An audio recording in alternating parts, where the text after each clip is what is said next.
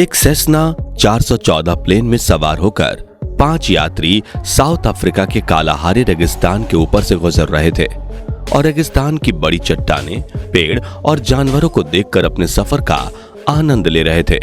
लेकिन इन्हें क्या पता था कि 2 घंटों का यह सफर देखते ही देखते कभी ना खत्म होने वाले सफर में तब्दील हो जाएगा और इनके साथ कुछ ऐसा होगा कि इस बड़े रेगिस्तान के बीचों बीच कई दिनों तक तड़पते हुए लोग ऊपर वाले से मरने की दुआ मांगेंगे।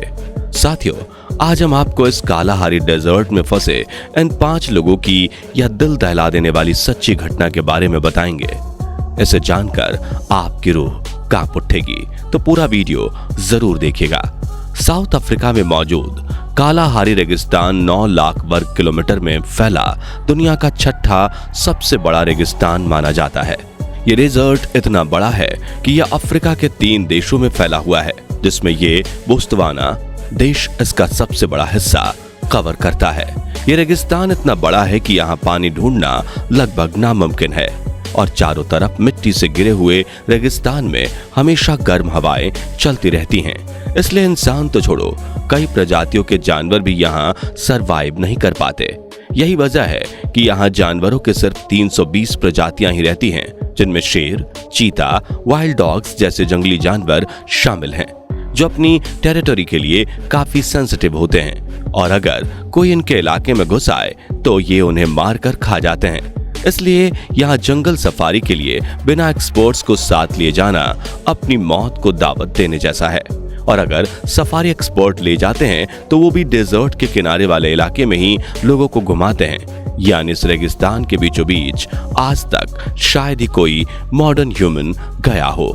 एक बार की बात है जब बोत्सवाना की एक कुरियर कंपनी के मालिक कार्ल डुप्लेसिस अपने दोस्त और बिजनेस पार्टनर के लिए एक ट्रिप प्लान करते हैं, जिसमें वो अपने पार्टनर्स को कालाहारी डेजर्ट के खूबसूरत नजारे दिखाते हुए बोत्सवाना से मॉन नामक एक गांव में ले जाना चाहते थे, जिसके लिए उन्होंने ट्विन इंजन सेस्ना 414 नाम का एक प्राइवेट जेट किराए पर लिया और उन्होंने काफी एक्सपीरियंस्ड पायलट कोस्टा मार्कोंडो नाटोस को इस सफर का जिम्मा सौंपा। पायलट के अलावा कार्ल के साथ उनके दोस्त माइक निकोलिक, उनकी वाइफ लेनेट निकोलिक और बिजनेस पार्टनर नेबग्रो रेक भी थे। यहाँ शुरुआत से ही माइक निकोलिक की वाइफ लेनेट को काफी अजीब सी फीलिंग आ रही थी, लेकिन उसने अपनी भावनाओं को अपने तक सीमित रखा और प्लेन में बैठ गई और ये 5 लोग इस सफर पर निकल गए। ये 2 घंटे का सफर था, जिसमें इन्हें 600 मील यानी कि 970 किलोमीटर का फासला तय करना था और ये सभी लोग फ्लाइट में बैठकर कालाहारी के खूबसूरत नजारों का आनंद लेते हुए बातें कर रहे थे। तभी लेनेट को प्लेन के एक विंग में से ऑयल लीक होता दिखा, जिससे वो काफी घबरा गईं और उसने ये बात तुरंत अपने पति माइक को बताई।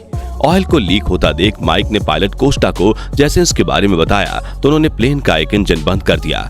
कोस्टा का कहना था कि इसमें कोई डरने वाली बात नहीं है, क्योंकि इस प्लेन में 2 इंजन हैं और अभी एक सही काम कर रहा है। लेकिन कालाहारी डेजर्ट में गर्मी की वजह से हवा काफी पतली और शुष्क होती है और फुल पैसेंजर लोड की वजह से चार्टर प्लेन को एक इंजन कंट्रोल नहीं कर पा रहा था, इसलिए प्लेन अब धीरे धीरे नीचे आता जा रहा था। इमरजेंसी के इस सिचुएशन में पायलट ने गेब्रोन कंट्रोल टावर से संपर्क करने की कोशिश की, लेकिन डेजर्ट के बीचों बीच होने की वजह से उनका रेडियो सिग्नल भी काम नहीं कर रहा था और उधर घबराए हुए यात्री ऊपर वाले से प्रार्थना करने लगे।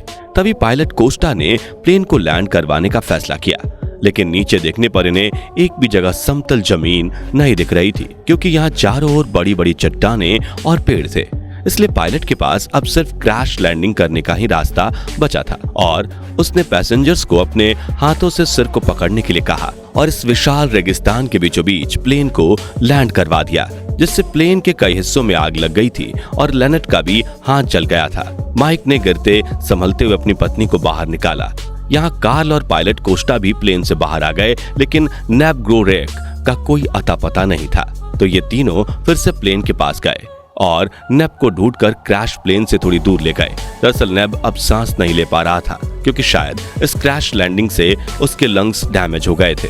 हालांकि इनकी काफी कोशिशों के बाद नेब ने सांस ली और इन्होंने उसे पेड़ के सहारे खड़ा कर दिया, लेकिन तभी फ्यूल लीक होने की वजह से प्लेन में बड़ा धमाका हुआ, जिसके साथ इमरजेंसी ट्रांसमीटर भी तबाह हो गया। दरअसल हर फ्लाइट में एक इमरजेंसी ट्रांसमीटर होता है जो रेडियो खराब होने की स्थिति में फ्लाइट की लोकेशन कंट्रोल टावर को भेजता है। यानी अब ये 5 जख्मी लोग बिना किसी बाहरी संपर्क के 9 लाख स्क्वायर किलोमीटर बड़े इस रेगिस्तान के बीचों बीच खो गए थे, जहां कभी भी जंगली जानवरों का झुंड आकर इनका शिकार कर सकता था। इतना ही नहीं, इन लोगों के पास खाना तो दूर की बात, पीने के लिए पानी तक नहीं था। वहीं इन्हें अपने आसपास हाइना, एलिफेंट और लेपर्ड के होने का एहसास हो रहा था। लेकिन खुद को संभालते हुए इन लोगों ने प्लेन के पास जाकर सामान खोजने की कोशिश की और पायलट कोस्टा को एक लाइटर मिला, जिससे इन लोगों ने आग जलाई ताकि रात के समय में जंगली जानवर इनसे दूर रहें। इस तरह से एक रात बीत गई, लेकिन इन्हें रेस्क्यू करने कोई नहीं आया। हालांकि रेस्क्यू टीम इन्हें ढूंढ रही थी, लेकिन लोकेशन का पता ना होने की वजह से उन्हें ये कहीं नहीं दिख रहे थे। दूसरे दिन सुबह पानी ना मिलने की वजह से इनके गले सूख चुके थे और सवेरे इन्होंने पत्तों पर पड़ी ओस की बूंद को पीना शुरू कर दिया, लेकिन वो इनकी प्यास बुझाने के लिए काफी नहीं था। यहाँ नेब और लेनेट को भी जल्द से जल्द हॉस्पिटल ले जाना जरूरी था। इतने में इन्हें आसमान में उड़ रहे एक प्लेन की आवाज सुनाई दी, जो कि एक पैसेंजर प्लेन था। उसका ध्यान खींचने के लिए इन्होंने काफी आवाजें लगाई और प्लेन का टायर जलाकर धुआं भी छोड़ा, लेकिन इतनी ऊंचाई से इन लोगों को देख पाना लगभग नामुमकिन था। तभी कार्ल ने मदद खोजने के लिए कहीं चलकर जाने का निर्णय लिया और माइक भी उसके साथ जाना चाहता था, लेकिन पायलट कोस्टा ने कहा कि तुम यहाँ अपनी वाइफ के साथ रहो, कार्ल के साथ मैं जाऊंगा। उसके बाद ये दोनों मदद खोजने निकल पड़े। इनका मानना था कि ये लोग मॉन से 150 किलोमीटर साउथ में क्रैश हुए हैं, यानी इन्हें 150 किलोमीटर चलना पड़ सकता है। इसलिए ये लोग तुरंत रवाना हो गए। हालांकि पूरे दिन चलने के बाद इन्हें कोई इंसान नहीं दिखा। तभी इन पर रहम करते हुए कुदरत ने कुछ मिनटों के लिए अचानक बारिश बरसाई, जिससे इन जख्मी लोगों ने पानी तो पी लिया, लेकिन ये पानी स्टोर करते उससे पहले ही बारिश बंद हो गई।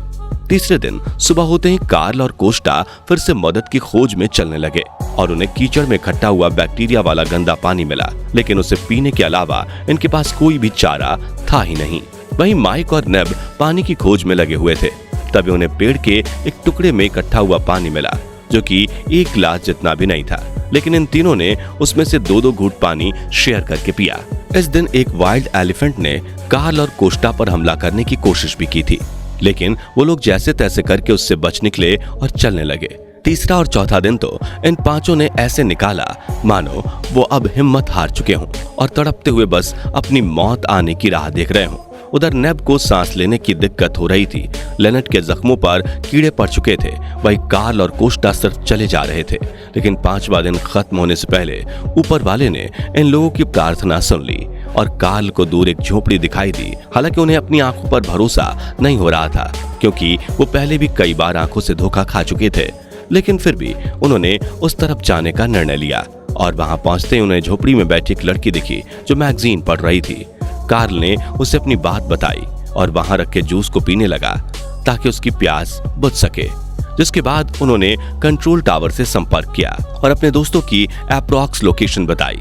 और छठे दिन सुबह क्रैश साइट पर फंसे माइक, लेनेट और नेब की जान निकलने ही वाली थी कि तभी इन्हें एक हेलीकॉप्टर की आवाज सुनाई दी और इन्हें एक उम्मीद की किरण दिखी, जिसके बाद रेस्क्यू टीम जल्दी से इन्हें हॉस्पिटल ले गई और इन पांचों की जान बच गई। इस भयानक प्लेन क्रैश का शिकार हुए इन पांचों लोगों का कहना है कि जब हम उस हादसे को याद करते हैं तो हमारे शरीर में सिहरन सी आ जाती है और आंखों से आंसू बहने लगते हैं। तो दोस्तों, इन लोगों की बहादुरी और इतने बुरे हालात में हार ना मानने के जज्बे के लिए वीडियो को लाइक करने के साथ दूसरे लोगों के साथ शेयर भी कर दीजिए। और अगर आप ऐसी ही सच्ची घटनाएं जानने में दिलचस्पी रखते हैं तो कमेंट बॉक्स में यस जरूर लिखिए। साथ ही ऐसे रोमांचक वीडियोस देखते रहने के लिए हमारे चैनल को सब्सक्राइब करके नोटिफिकेशन बेल को जरूर प्रेस कर दीजिए। धन्यवाद।